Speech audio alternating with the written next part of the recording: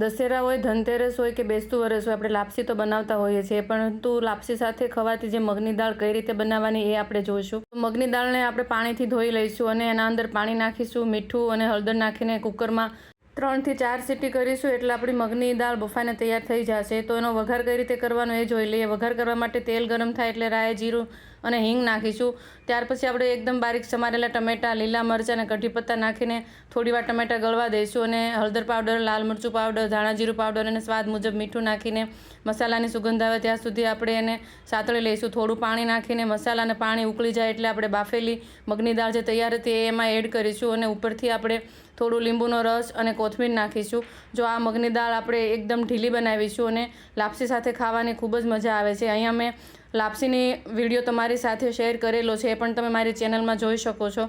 તો આપણે આ લાપસી સાથે ખવાતી મગની દાળ બનીને તૈયાર છે. આ ખૂબ જ ટેસ્ટી બનીને તૈયાર થાય છે.